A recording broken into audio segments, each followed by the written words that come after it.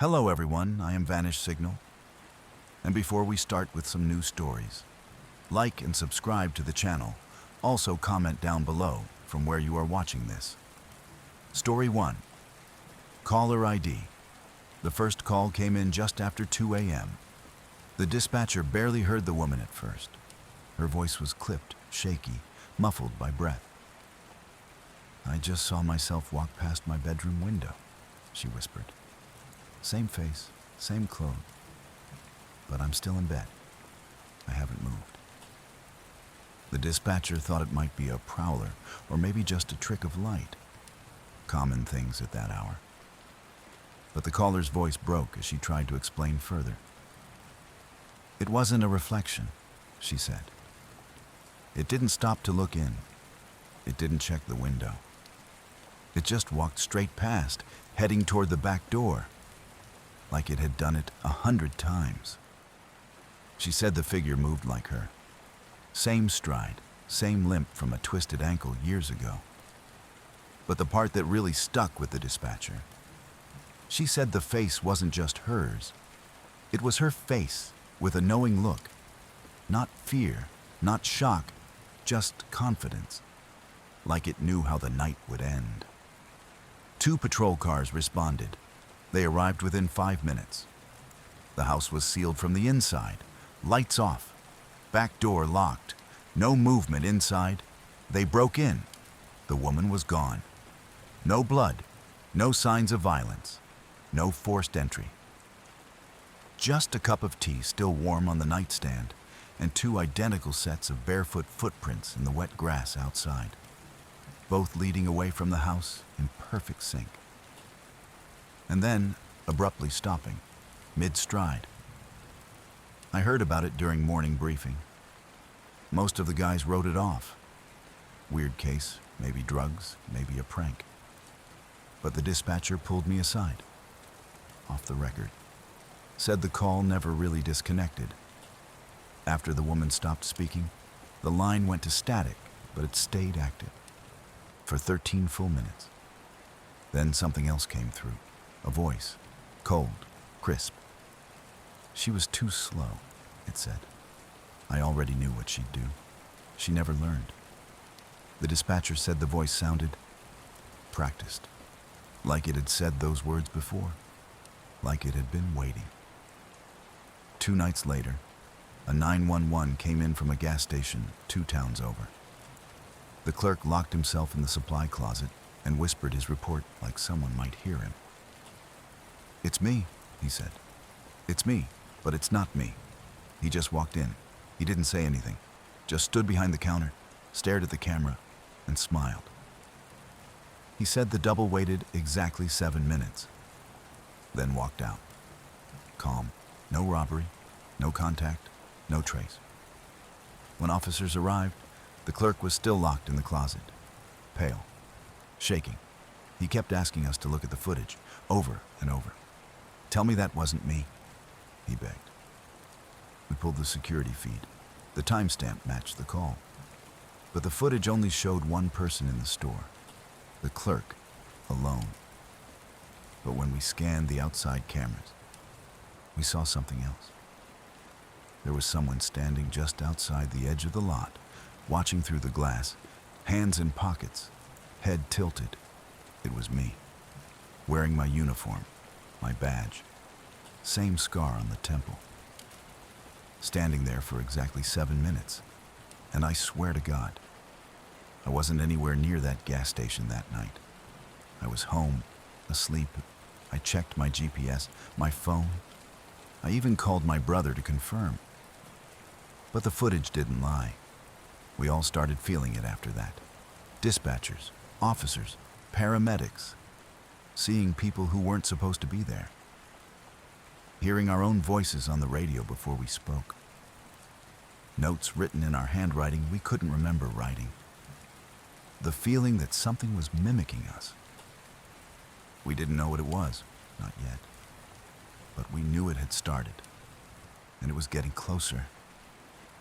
By the end of that week, the reports weren't isolated anymore.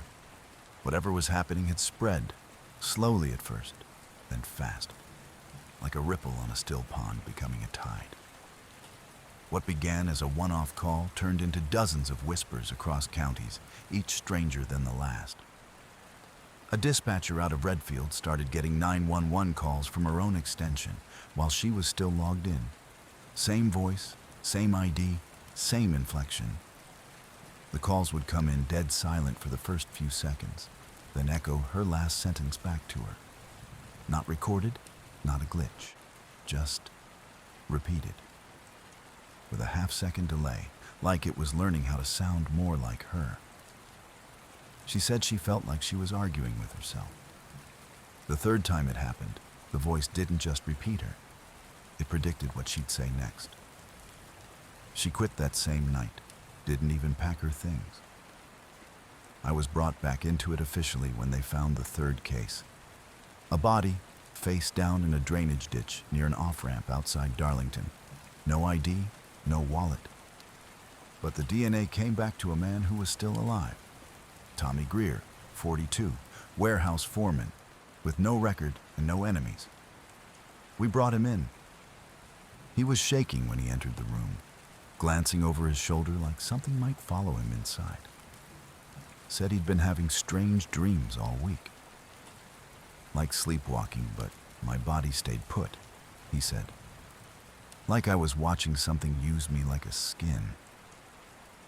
When we showed him a photo of the body, he went pale, whispered, "That's not me anymore." Then he reached for his face and started scratching, digging into the skin around his jaw until they had to restrain him. Last I heard, he hasn't spoken since. After that, everything started unraveling. Calls with no audio. Dispatchers hearing two voices at once, one normal, one distant and hollow, like it was trying to mimic emotion but getting the pitch wrong. Responders showing up to scenes where victims swore they'd already seen them. One woman insisted she'd watched the officer leave 20 minutes ago. Described them perfectly. Same uniform, same badge, same voice. We checked his patrol route. He was never there. We thought maybe it was tech, deep fakes, AI manipulation, some kind of cyber attack. But nothing explained the missing time, the physical evidence, the growing list of people who claimed they'd spoken to someone who looked like them but didn't quite act the same. Several responders started requesting transfers. Others just disappeared. Then came the incident at Lake Meredith. It came in as a welfare check around 3:12 a.m. A woman called from a lakeside vacation home on the South Bank. She said her husband wasn't acting right. Not violent, just wrong. He wouldn't respond when she said his name. Kept turning toward her slowly, like he was waiting for her to say something. His movements were slightly off, slightly delayed. She described it like watching someone walk underwater. Then she said something that froze us all. "He's humming something I don't know," she whispered. "But I feel like I've heard it before. I think he wants me to remember it. And he won't blink. I don't think he can." We sent a unit. 2 officers, standard procedure. They arrived and walked up to the house. The front door was cracked open. Lights inside were dimmed. One of them called out. No response. They stepped in. They didn't come back out. We dispatched backup. Response time was 6 minutes, 42 seconds. When the second unit arrived, they found the cruiser still running. Doors closed, radios active. The house was empty. No signs of struggle, no blood, no broken glass. But something had been left behind. The answering machine in the hallway blinked red. The last message was short. 11 seconds. It was one of the missing officers. "It's not him. It's not her. They wear us like coats." There was a long pause. The sound of slow breathing. "And I think I'm already wearing mine." After that, the department made a choice, off the books, unofficial. The incidents weren't discussed in any formal briefings. The names were left off the paperwork. Patrol logs got edited. Reports vanished, but we kept seeing the signs. Mirrored movements, repeated phrases, uncanny familiarity, like something had studied us long enough to play us back in real time. The doubles weren't imitating us anymore. They were stepping in, and we had no way to tell who was still real. Sergeant Lorna Reyes replayed the footage for the 5th time. The timestamp read 2:13:44 when Officer Dwyer's body cam locked up. His last transmission was still echoing in her headset. There's someone in the mirror, and it's not me. After that, the screen glitched. Frames skipped, pixels crawled, and then the feed froze entirely. A single image lingered. Dwyer facing the hallway mirror, weapon drawn, mouth slightly open like he just started to speak. They found his cruiser 2 blocks down, engine still running, radio active, but no sign of Dwyer. Not in the house, not outside, no signs of forced entry. His body cam feed cut out entirely 12 seconds after the freeze. Dispatch tried to ping his unit, but every attempt rerouted to a closed loop of static. Then, one by one, the house mirrors began to fog. I arrived on scene at 3:07 a.m. The air felt pressurized, like walking into a sealed room. Reyes briefed me quickly. Dwyer was still missing, and now the house had gone quiet. We stepped inside together, lights low, radios tuned to a closed channel. The moment we crossed the threshold, the mirrors responded. Every reflective surface, bathroom sink, hallway frame, even the microwave door, held residual warmth, as if someone had breathed across them. Then Reyes saw it. Her own reflection blinked, but she hadn't. I turned just in time to see her draw her sidearm, eyes wide, locked on the image in the hallway glass. "That's not me," she whispered. Her reflection raised its weapon a beat before she did, sinking perfectly a moment too late. Then it smiled, just slightly. The house groaned. Wood flexed in the walls. A light in the kitchen blew out with a pop. Reyes stepped back, hit the mirror with the butt of her pistol, and shattered it in one clean blow. The silence that followed wasn't natural. It was like a vacuum had swallowed the air. We found Dwyer's badge on the floor behind the mirror. Not tossed, placed, centered perfectly, like a signature. Beside it, a note, scrawled in thick black marker. It said only one thing. He let it in. That's when my radio came to life. Not with static, with my own voice. "Unit 7-3, I see you now." Reyes and I didn't wait. We backed out together, slow, steady, covering each other. We didn't speak until we hit the front lawn. In every window of the house, we could see reflections. All of them were watching us leave. None of them were us. We sealed the house by 4 a.m. Forensics didn't want to go in, but protocol forced a sweep. They came out 20 minutes later, silent, pale, carrying only a single piece of evidence: the mirror from the upstairs bedroom. It hadn't shattered like the others. It had warped. The surface buckled outward, like something had pressed against it from the inside, like something had almost broken through. Reyes went on leave that afternoon. She didn't file a report, didn't turn in her sidearm, just left. I haven't seen her since. I tried calling twice. Both times, her voicemail answered with her voice, except it didn't sound right. Too flat, too deliberate.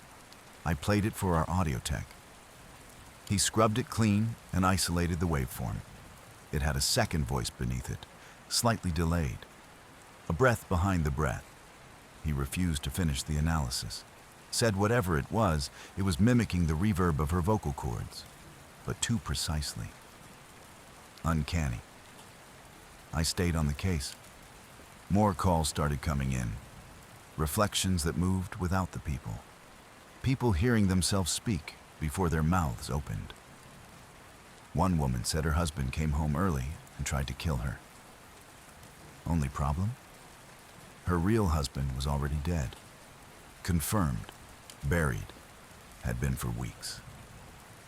Another reported waking up to see herself standing at the foot of her bed, just watching, head tilted. When she screamed, the copy didn't react. Just blinked, walked into the hallway, and disappeared. Her security footage glitched for 6 minutes straight.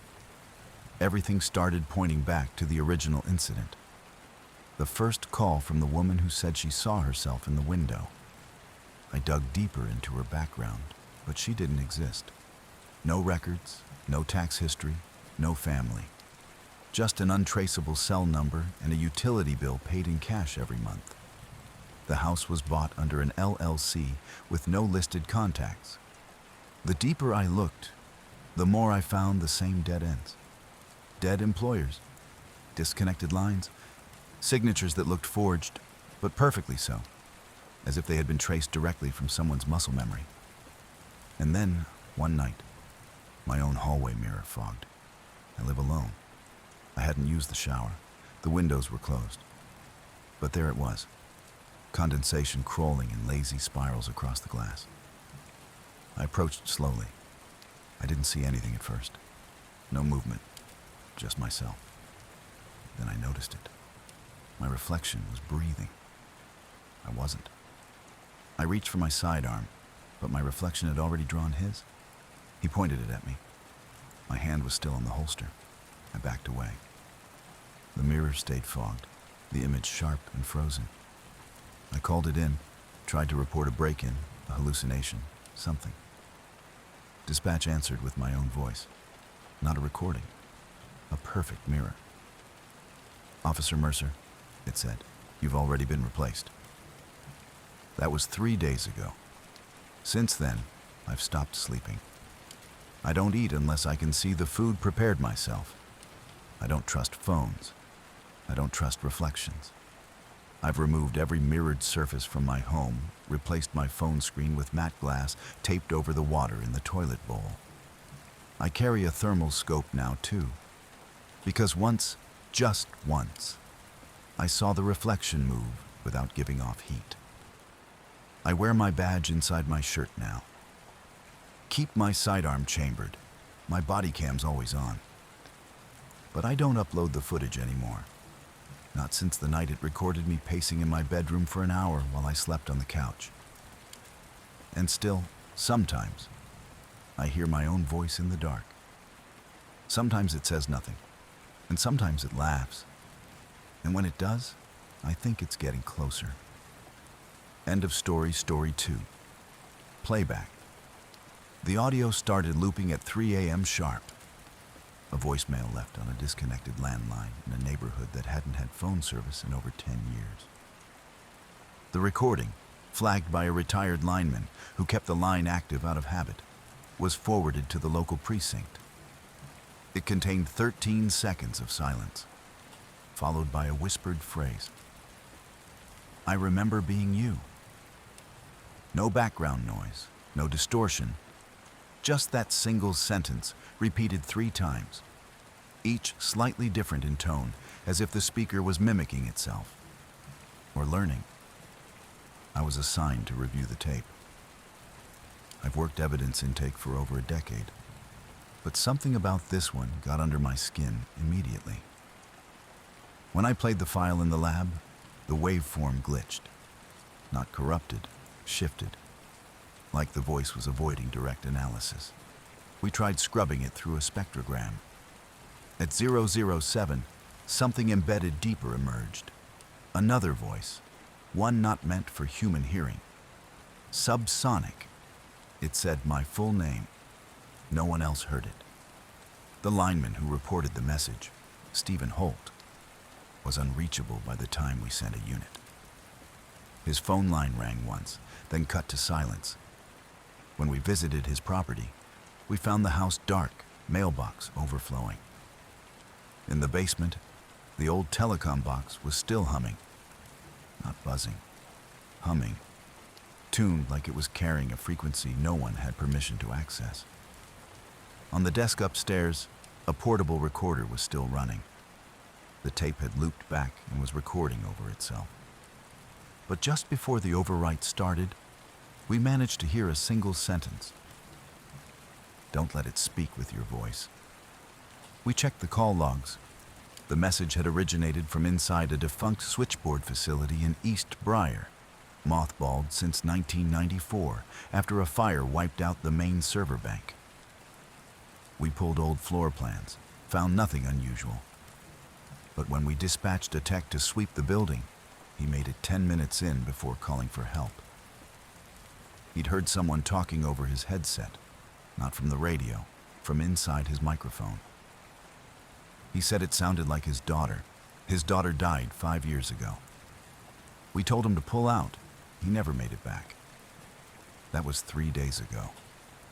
Today I received a new message. Different voice, same line. "I remember being you. It was left on my personal phone. My number is unlisted. The tape should have been blank. I'd already checked it once at the station. Standard cassette. No magnetic strip left. Label torn off.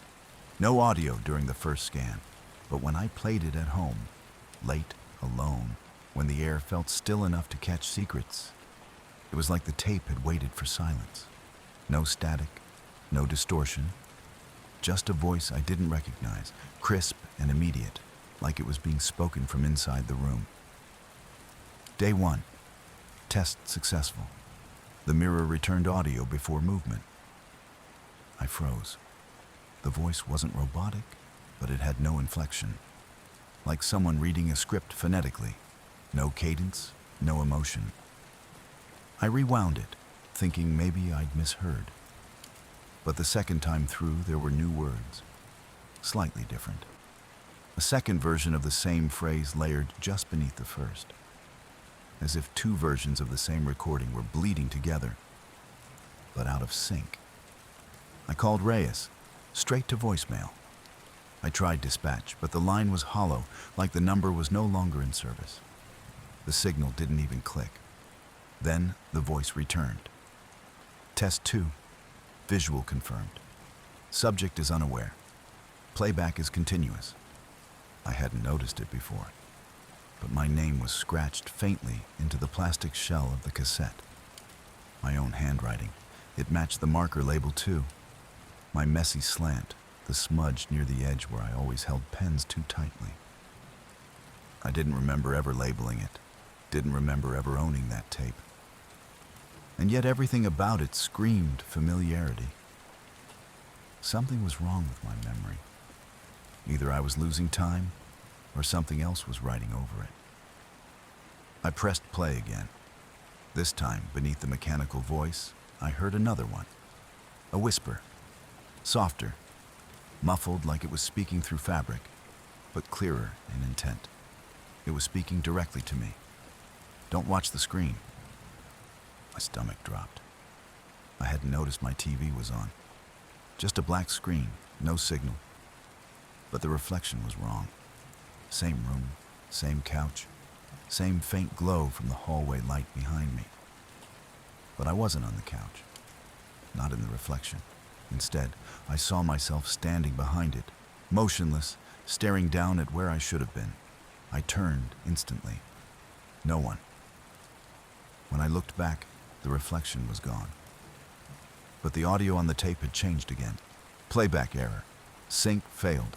Subject noticed. I hit eject. The tape didn't budge. I tried powering off the player, pulling the plug. Nothing stopped it. The wheels kept turning, the tape still running, spitting out that same phrase in a slow, broken chant. Subject, noticed. Subject, mirror breach. Playback failed. The TV screen flickered. Off, then back on. No signal, no menu, just black. But this time, it showed my face. Not the one I knew. The version staring back wasn't blinking, wasn't moving. It just stared at me. Its head tilted slightly to the side, like it was trying to understand what it was looking at. It didn't mimic me. It wasn't a reflection. It was watching. I killed the power to the whole apartment, reached for the main switch and shut everything down. Darkness swallowed the room in seconds. No hum, no fridge buzz, just stillness. Then I heard the sound of the tape rewinding. The player wasn't plugged in. The cassette clicked once and played again. Day 1. By the time we reviewed the third call, the pattern had become undeniable. Each recording sounded different callers, different contexts. But the structure was identical. Same rhythm in the voice, same cadence, same exact length down to the millisecond. The pauses were always in the same place. The static always flared on cue, like a programmed script running on human vocal cords. It was as if the same moment was playing over and over, passed along from one person to the next, like an echo too stubborn to fade. The most recent voice claimed to be an EMT arriving at the scene of a single car collision. The caller described smoke, blood, a body half pinned beneath a steering column. But the location didn't make sense. The street he named, Brookline Terrace, hadn't existed since 1987. It was condemned after a gas leak took out 2 blocks, paved over in '93 for a bypass. We thought it was a prank until Alvarez ran the trace and saw the signal bouncing through our own systems, looping through inactive relays. Parts of the infrastructure we'd shut down years ago. It didn't come from outside. It came from us. We brought in Alvarez again, this time to run a deep scrub of the raw audio. She broke it down into 10 frequency bands and stacked them into a visual map. At first, we all just saw noise, until she inverted the waveform. That's when the room went silent. Beneath the surface layer, there was another voice. Quieter. Too low to hear unless you slowed the audio down by a factor of 10. It wasn't whispering, it was counting, backwards. We thought it was a time code or a glitch in the equipment. But Alvarez played it again, and we realized it wasn't counting time. It was counting the number of playbacks. Every time the file was accessed, it dropped 1 count, 13, 12, 11. We played it again, 10, then 9. The changes weren't just auditory. The footage tied to the call, the body cam video, the squad car dash, began degrading. Faces in the frame looked rubbery. Lights flickered inconsistently. The footage started doubling in on itself, layering one version of the same moment over the last, making it harder to tell which was real. When the counter hit 7, the calls changed. Dispatchers started hearing things they swore weren't in the original files. Specific words, phrases, our names. Officer Tanaka heard her mother's voice in the background of a call she was logging. Sergeant Owens heard a lullaby he claimed only his father used to hum, something never recorded anywhere else. But the most unsettling one was mine. I reviewed a case I'd worked solo. The call was clean. Then I played it again, and the voice said, "Detective Mercer is watching." That line hadn't been there. It wasn't on the transcript. I checked the logs. I checked the backups. On every system, the line was embedded as if it had always existed. The worst part? After the voice said my name, it laughed. Not a chuckle, not a slip. A deep, low, rising laugh that made my skin tighten. Alvarez shut everything down after that. Full system purge. Deleted every playback record, wiped the drive clusters clean, or so we thought. 2 hours later, a new folder appeared on the offline archive server. Playback 4. No user ID, no timestamp, no source path. Inside was one file, a video. No name, no extension.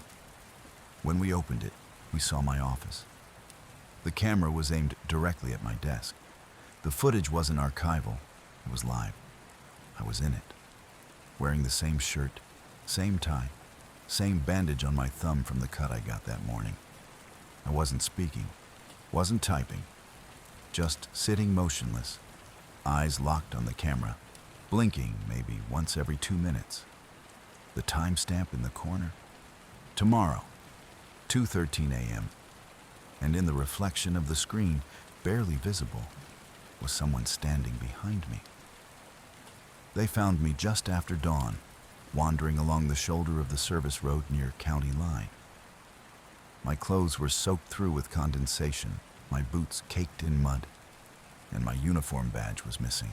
I had no ID, no radio, no phone, just a cassette recorder clutched in my left hand so tightly my fingers had locked around it. When they pried it away, I didn't react. I couldn't remember how I got there. Couldn't remember anything after the last dispatch. My watch was frozen at 2:13 a.m., the exact moment the final call had come in. Same time as the others. Same impossible pattern. I sat in the back of the ambulance, wrapped in a blanket I didn't feel, surrounded by voices I didn't recognize. They said my pulse was normal, that I hadn't suffered exposure. But when they looked in my eyes, they all agreed on one thing. I wasn't looking back at them. I didn't speak for almost an hour. Not until they brought me into the station, set me under a desk lamp that buzzed a little too loud, and slid the recorder across the table like it might bite. My hands shook as I reached for it. "Play it," I said. They hesitated, glancing between each other like they'd already heard it, and regretted doing so. Eventually, someone pressed play. At first, there was just breathing. Wet, measured, mechanical. It sounded like lungs submerged in fluid. Then came footsteps. Slow, deliberate, echoing on a hard surface like a hospital corridor. And then, a voice. My voice. But off. Like someone impersonating me just well enough to make it worse. Slower, almost curious. It said, "Play it again." Then again, louder, sharper, with a kind of rasp at the edges, like the tape was burning itself as it played. A loop began, my own words folding over themselves, becoming warped, then unintelligible, as if they were being recorded from the speaker again and again. Playback of playback, each iteration more twisted than the last, until only the echo remained. But under the echo, a second voice started to bleed through. We still don't know what it said. We sent it to audio analysis, but what they returned wasn't sound. It was silence. They claimed the file was empty, wiped, as though nothing had ever been recorded. The tech assigned to the job left a single note in the case file. "Don't send this to me again." No signature, just those words, scrawled in all caps. That night, the chief pulled me off active rotation. Said it was for my safety, said I needed time. I didn't argue. I'd started seeing things, people who weren't supposed to be there. A figure at the edge of my vision during roll call, my own face staring out of a dark window as I walked past a storefront. A traffic cam showing me standing in the middle of an intersection at a time when I was home, asleep, with 3 people who swore I never left the house. 2 days later, the tape disappeared. It had been locked in the evidence room under controlled chain of custody, logged, signed, sealed. But when they checked again, it was gone. No signs of break-in, no security alert, just a blank spot on the shelf where the box should have been. But the recorder wasn't gone. It was waiting for me. At home, sitting on my kitchen table when I walked in at 2:12 a.m. It clicked on by itself at 2:13 a.m. and played a single phrase over and over. "You're not the original." I listened as it looped, but didn't stop it, because it was right. And the worst part? The voice wasn't mine anymore. It sounded like someone trying very, very hard to remember how I used to speak. End of story, story 3. Relay: the first relay tower failed on a Tuesday. At exactly 2:13 a.m., the Pine Ridge Communications Relay, responsible for routing emergency transmissions across 3 rural counties, shut down without warning. It was brief, just 6 minutes and 24 seconds. But in those moments, every 911 call dropped. Every radio went dead, and GPS signals across the emergency grid scrambled like someone had hit a switch and shaken the entire system loose. Dispatchers stared at black screens. First responders in the field pounded radios that wouldn't transmit. Then, just as suddenly, everything came back. The glitch was reported, logged, and filed. But what got flagged wasn't the outage. It was what came next. When the systems rebooted, every dispatch terminal across all 3 counties displayed the same alert. Incoming relay from node 0. Problem was, there's no such node. Not on the network maps, not in the logs, not in the blueprints or vendor configs. The system had never been assigned a node 0. It simply wasn't part of our infrastructure. And yet, the signal was real. Without prompting, the terminals began to play a message. Not a voice, not in the traditional sense. It was layered, 12 or 15 vocal tracks whispering over one another, phasing in and out like they were chasing each other. The sound was wet and mechanical at once. Breathing, clicking. Something beneath it all moved like a machine trying to mimic breath. It played for 3 minutes and 12 seconds. Long enough to make people listen. Long enough to make them sick. Several dispatchers suffered symptoms immediately. One reported nausea. Another began to bleed from the nose. A third collapsed and had to be taken off-site by medics. The audio was so unsettling that even reviewing it on mute caused discomfort for some. Tech support tried to trace the file, but found nothing. No cache, no active process. The audio didn't exist on the network, but it had been heard, recorded, experienced. Somehow. Even worse, the incident wasn't isolated. Each night, at precisely 2:13 a.m., the consoles would flare to life again. Regardless of power state, whether unplugged, disabled, even wrapped in shielding, every terminal connected to the emergency grid reactivated and played the same message. Same duration, same sequence. Then silence, night after night. By the 4th incident, I was assigned to investigate. I specialize in digital anomalies, off-grid pings, spoofed infrastructure, rogue packet trails. It seemed weird. I hadn't seen this. They brought me into the central relay hub, buried deep under the state tower in Ridge County. No wireless systems, shielded architecture, redundant fail-safes. If the signal got through here, it meant something worse than a hack. At 2:13 a.m., it came again. Every system came alive. Lights blinked on. Terminals activated despite being disconnected. The sound played even though no speaker was wired to output. It came through metal, through the walls, through the copper wiring that hadn't been touched in years. It was like the building itself was broadcasting. Later, I ran the feed through post-analysis. Noise reduction, waveform mapping, subharmonic modeling. That's when I found it. There was a voice beneath the sound. One clear voice riding under the chaos like a current. Slower, deeper, human. It said, "We're listening." As the file ended, every terminal blinked twice. Then text appeared. Relay established. Under that, transmission ready. No one typed anything. No operator entered a command. But a data packet was queued, primed to send. Not from an external source, from our side. As if the system already knew how we'd answer. We kept the radio. Probably should have turned it in, logged it with evidence, sealed it in a box, and buried it under concrete. But Torres insisted on keeping it powered, just in case. "It's not broadcasting," he said. "It's relaying, like it's copying a signal from somewhere else." The voices hadn't stopped. We tried to trace them, not live audio, recordings, but not of us, of others. A man repeating coordinates over and over. weeping between numbers. A woman screaming a name that sounded like mine, but not quite. And always, the click.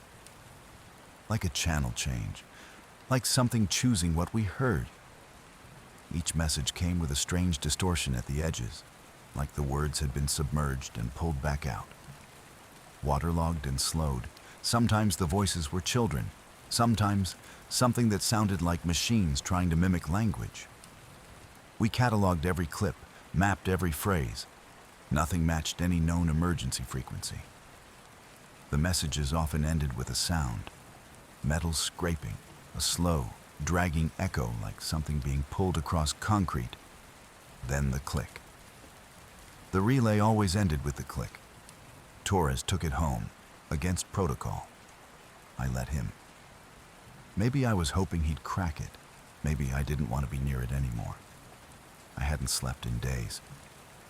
Every time I closed my eyes, I heard fragments of the recordings looping in my head. Words I didn't remember hearing in the playback. 2 days later, he didn't show up for shift. His apartment door was locked from the inside. No signs of struggle.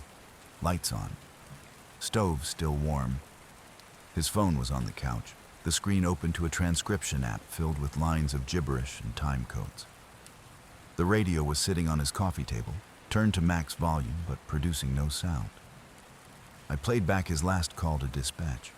The tape barely held together. It warped halfway through, distorting into a low hiss. But one phrase came through clear. They're talking in reverse. They're learning our answers before we ask. There was something after that, too. Barely audible. A whisper behind his voice. When I slowed it down, reversed it, cleaned up the noise, I heard my own voice respond. Understood. But I hadn't said that. Not then. I took the radio home. That night, the signal changed. It wasn't voices anymore. It was sound. Familiar tones. Snippets of dispatch transmissions I'd handled over the years. Some I recognized. Others hadn't happened yet. I started writing them down. Times, names, locations. Patterns emerged. They weren't in order, but they were connected. Each phrase, each echo, traced back to a call that went sideways. A missing person, a false rescue, an officer found alone, saying the wrong name. I began to notice overlaps. Phrases that repeated across multiple cases, but always in different voices. I charted it all across my wall, string and pins and photos of people who shouldn't have known each other. I stayed up for 3 nights straight. The recordings pulsed at exactly 2:13 a.m. every time. The same minute Torres went missing. The same minute Dwyer vanished last week. It wasn't a coincidence anymore. It was a pattern, and I was part of it. At 2:13 a.m., it spoke directly. Unit 6-1, relayed input verified.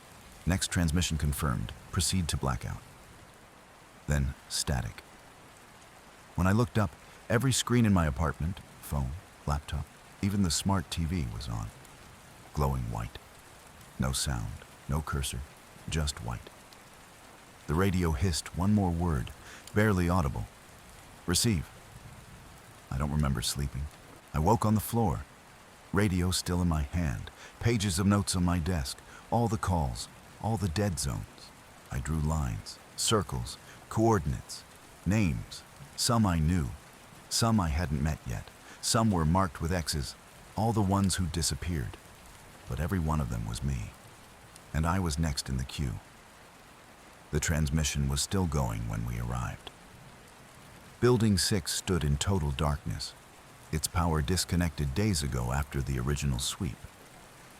But somewhere inside, through brick and concrete, we could hear the voice repeating from the old PA system. You are not the first. Please remain in your assigned position. Officer Keller and I entered through the south maintenance hatch, cutting through the boards that had been nailed shut from the inside. The door groaned like something long sealed waking up. The moment we stepped through, our radios crackled, not with dispatch traffic, but with warped echoes of our own voices. Things we'd said hours ago were repeated back to us, shifted slightly. The tone was wrong. The cadence was wrong. It was like listening to a version of yourself performed by something that had only ever studied you. The deeper we went, the more the building changed. Pipes bled rust down the concrete. Vents vibrated with irregular pulses, like something breathing behind the walls. We passed what used to be an employee locker room, now a twisted cavern of upturned benches and open lockers, each holding a perfectly folded uniform labeled with our names. We found the first terminal in a basement hallway, an outdated relay station, thick with dust and mold, yet its lights blinked in steady rhythm. The wiring had been gutted and rerouted by hand, carefully threaded into the walls like synthetic roots. Keller knelt to scan for EM signatures, and the readings came back spiking, then flatlined. Something was interfering. A second voice came through the speakers, layered beneath the first. It wasn't static. It was too clean. Channel received. Awaiting the mirror. I leaned closer to the relay unit. The switches had been forced into a rigid pattern and secured with melted plastic, rusted wire, and something that flaked off like dried flesh. Each switch was labeled, not with numbers, but names. Some scratched into the metal, some written in marker. My name, Keller's. Others I didn't recognize, but a few I did. Dispatchers, former officers, some marked decommissioned. Keller, I said, this isn't routing signals. It's recording them, storing them, or worse, duplicating. The cable trail grew denser as we followed it. Hallways curled in impossible angles. The overhead fluorescents buzzed intermittently, flickering only when we spoke. The building had stopped being a space. It was becoming a behavior. We came to a dead-end stairwell. The exit signs pointed inward, contradicting one another. Keller reached for his radio to call dispatch, but before he touched the mic, we heard it. A response. Unit 4-5, you are not to breach Relay 6. This is your final notice. There was no source, no origin. The voice was automated but built from real recordings. Keller and I locked eyes. He recognized it too. It was pieced together from old training tapes. Some of it was our own. Then we heard the footsteps, measured, heavy, from the second floor directly above us. Perfectly rhythmic, boots on tile. Not rushing, not cautious, just moving with total confidence, the way you walk in a place you've memorized. We ducked into the stairwell just in time to see shadows pass above. Ours, matching us beat for beat, descending from a place we hadn't gone. We watched as the mirror version of our path played out a floor above. We moved fast. I don't remember how we found the corridor to Relay 6. It wasn't on the blueprint. A hallway with no end twisted left, then right, and led into a circular room lined with shattered CRT monitors. Each screen buzzed with static until we entered. Then they came to life. Every screen showed us. Real time. Not archive, breathing, moving, looking around that very room. But in each frame, behind us, stood another figure. Sometimes Keller, sometimes me, sometimes neither, but always standing just behind one of us, close enough to reach out. I turned around. Nothing. Keller raised his radio to speak, but before he could, it clicked on by itself. His voice came through, flat and certain. I already made the transmission. I just haven't said it yet.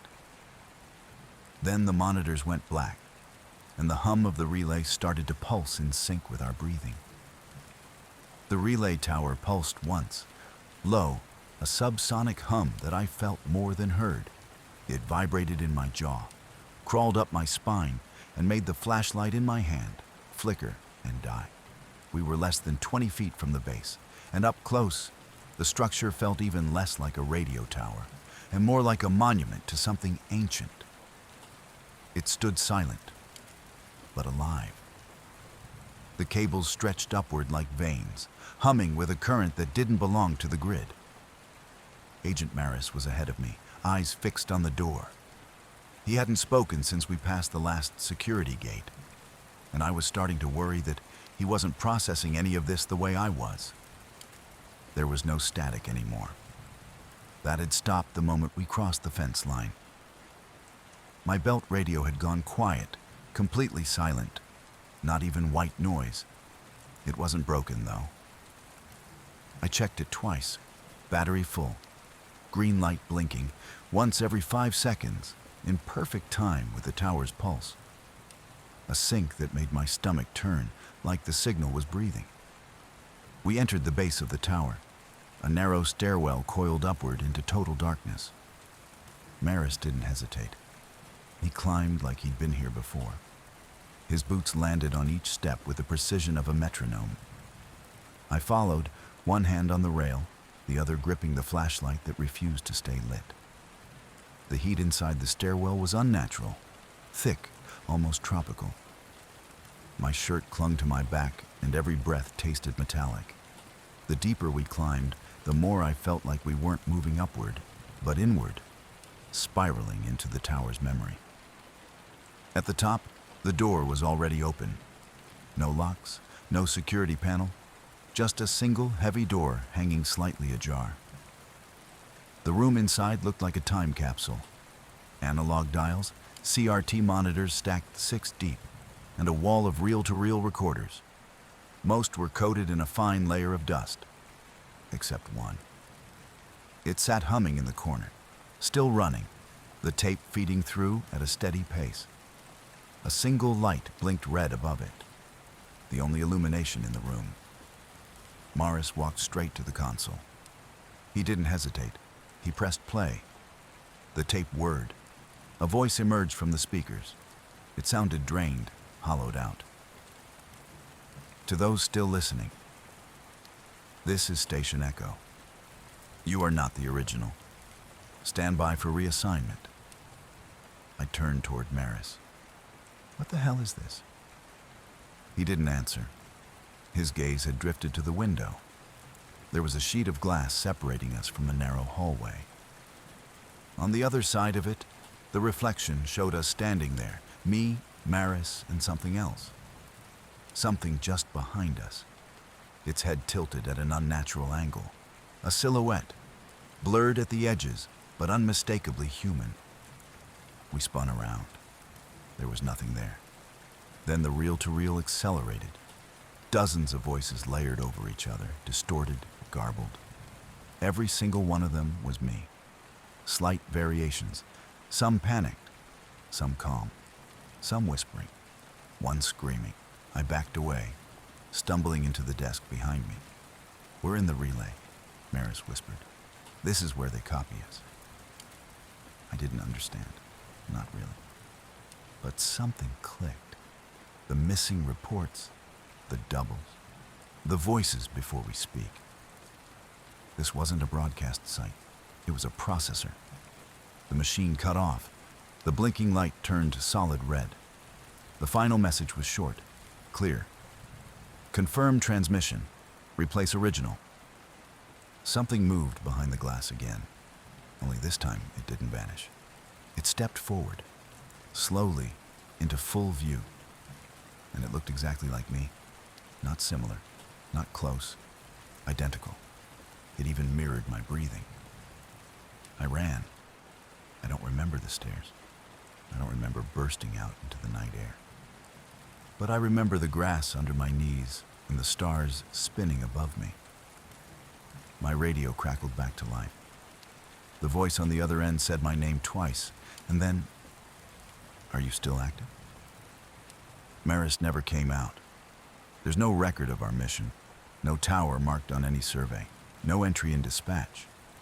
But at 2:13 a.m., if I tune to channel 7, I still hear something.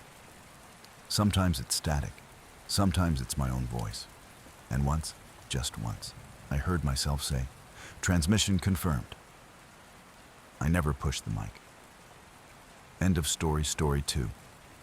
The rehearsal room. The voicemail was exactly 12 seconds long. It came through at 4:09 a.m., left on the direct internal line at Station 12, a number never listed publicly, reserved for field-level emergencies. The voice on the recording was male, calm, measured, almost amused, like someone reciting a line they'd rehearsed many times before. "I've practiced long enough," he said. "I know his walk. I know how he opens doors.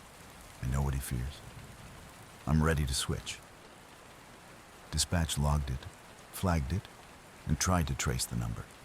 It bounced from one dead node to another before settling on an old payphone near the corner of Langdon and 3rd, just outside the Marlowe Theater.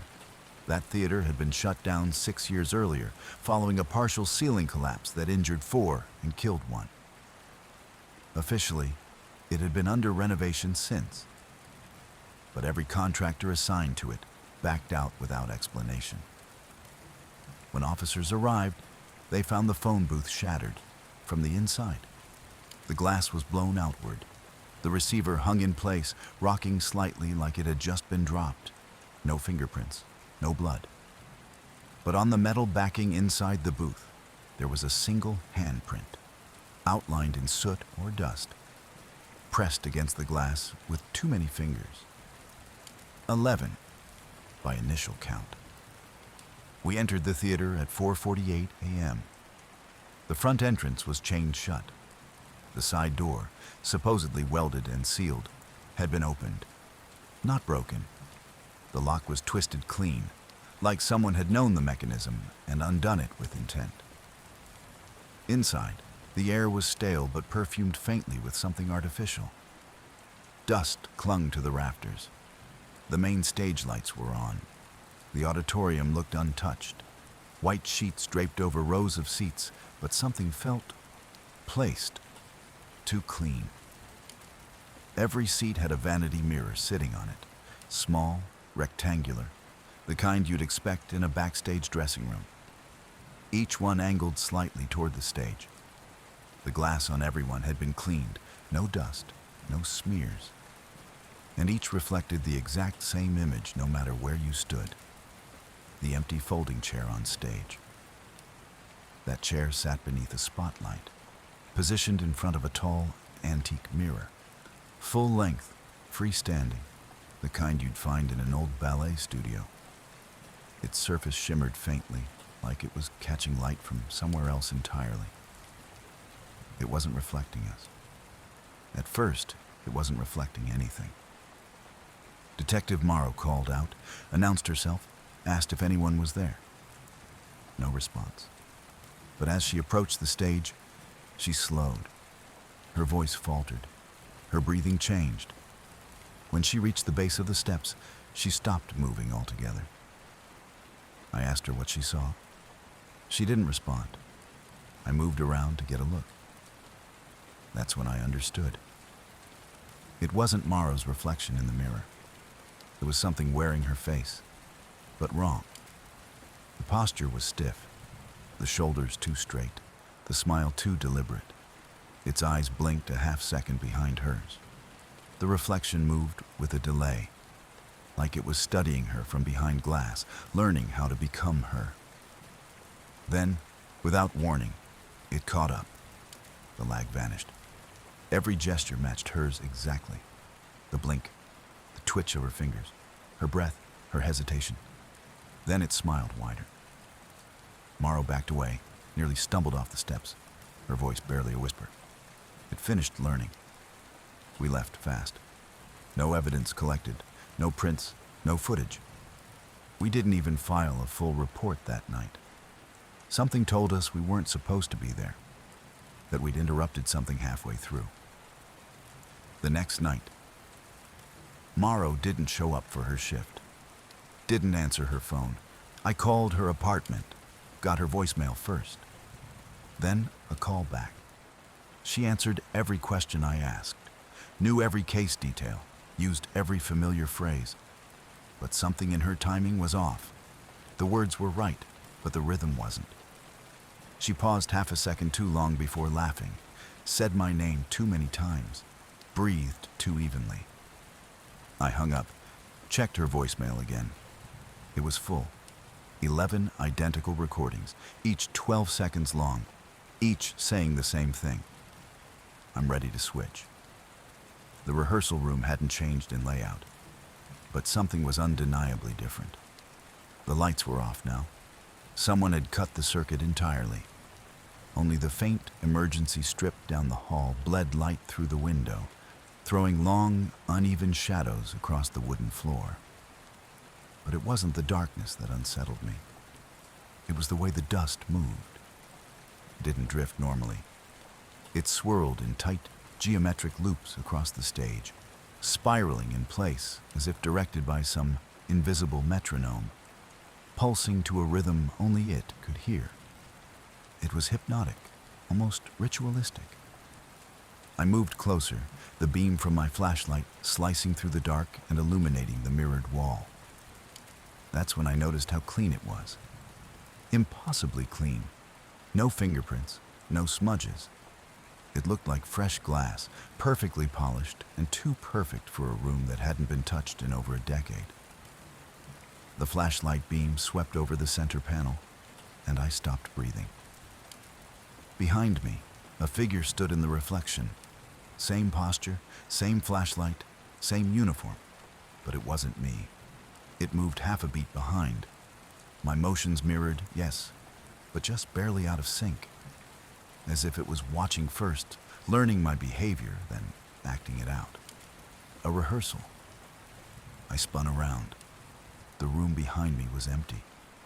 Just the stack of metal chairs pushed into the corner and the warped upright piano sagging in the back. I turned back to the mirror and my reflection caught up, now perfectly aligned again, breathing with me, sweating with me, holding the light in the same hand. But something in its expression was off, like it knew what came next before I did. I crossed the room, footsteps muffled by the floorboards beneath me. The acoustics were wrong, soft and distant, like I was walking through insulation, as though the sound had to travel through layers of cloth before reaching my ears. I ran my hand along the wall until I reached the door, the one we all remembered. Prop storage, the faded sticker still barely clinging to the wood. I remembered the games we used to play here, the dares, the stories. No one had ever opened it. We thought it was welded shut. But now it was open, barely, just enough to reveal a dark seam. A breath of air moved through it, cool, wet, and smelling like copper and rotting linen. I radioed in, letting dispatch know I'd found an unsecured interior door. Static, then a faint, delayed echo. My own voice, repeating what I'd just said. A second behind, maybe two, like someone was feeding it back. I opened the door wider. No shelves, no props. Just a narrow stairway that dipped below the building, winding out of view. The walls weren't drywall. They were stone, carved and pitted, too old for the school's foundation. This wasn't part of the original blueprints. My flashlight couldn't find the bottom. The beam hit black and disappeared. I stayed at the top, listening. And that's when I heard it. Music. Slow, careful piano, coming from below. A familiar tune I couldn't name. Not at first. But the deeper I listened, the more it came back. It was the melody we always heard echoing through the halls after rehearsal. The one no one could ever find the source of. The same piece our conductor used to hum while tuning the strings, even when the piano was locked away. The keys struck like memory.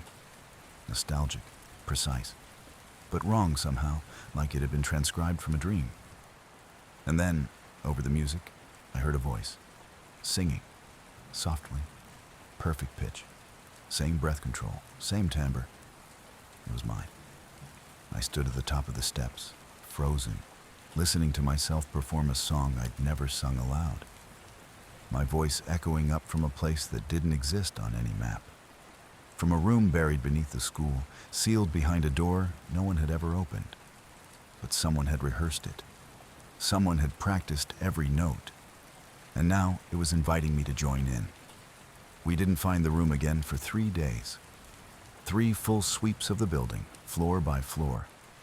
We checked blueprints, old inspection reports, even thermal imaging from maintenance archives. Nothing. No mention of room 1BB. No history of renovations. No signs of construction or demolition in the hallway where we swore it had appeared. It was like the building itself had shrugged off its existence. And yet, all 4 of us remembered it exactly the same way. The black stage under a single hanging bulb, the grid of silver tape X's on the floor, a single chair placed dead center, and the stifling smell of hot dust and dead electronics. Like a backstage tech booth left running too long.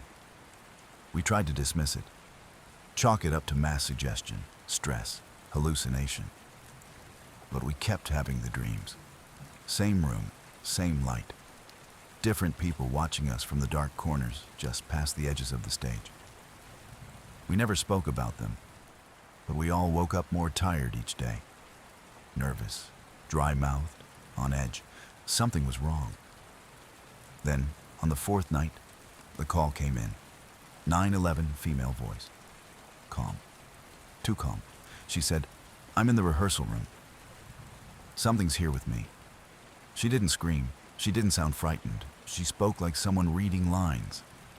When the dispatcher asked her to confirm her location, she repeated the name of the building, the exact floor, and the door that no longer existed.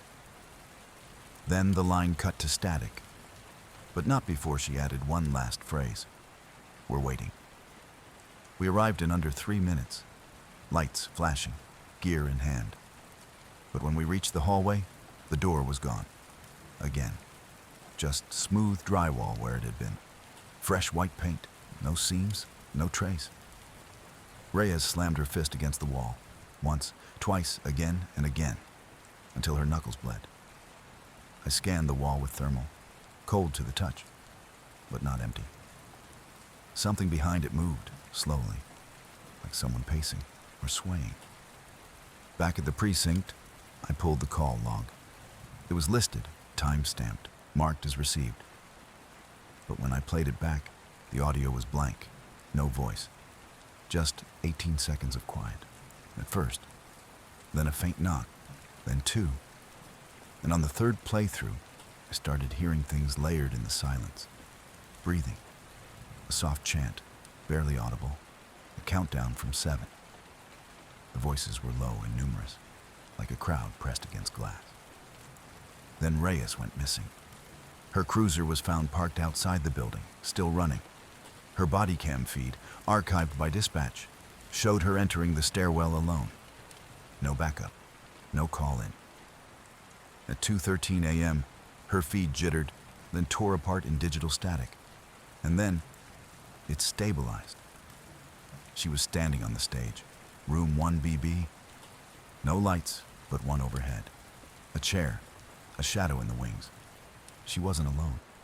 There was someone, something speaking to her from the dark, not visible. But its voice was clear through her mic. "You know your lines, Lorna," it said. "Show me how you practiced." Reyes began to speak, but not her words. She stammered, paused, then slipped into a rhythm, like she was reciting a script. Her voice pitched up in confusion, then down in fear, then suddenly flat, like someone trying to fake calm. She begged to leave, then smiled. Her eyes twitched toward the camera, like she was looking through it, not at it. And then she stopped, frozen, mid-word, eyes wide. The lights above her blinked, one by one, until there was only darkness. The last frame of the footage showed her face lit by a single spotlight, dead center. Beneath her, a new X marked on the stage floor, still wet, dripping slightly, like paint or blood. We spent the next 12 hours searching the building. No door, no room, no sound.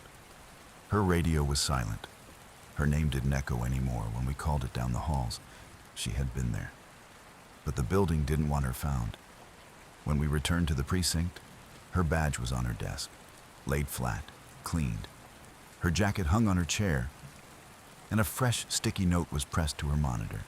It read, "Rehearsal complete. Now it's your turn." In the corner of the room, beneath the coat rack, was a scuffed piece of silver tape. Another X. A new mark, waiting. I didn't tell anyone I went back.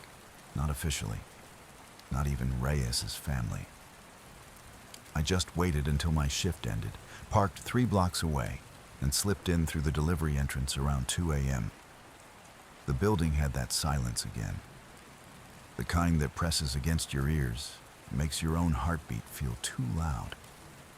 I took the back stairwell, the same one Reyes used. Each floor groaned under my boots, and with every step, I felt like the building was remembering me.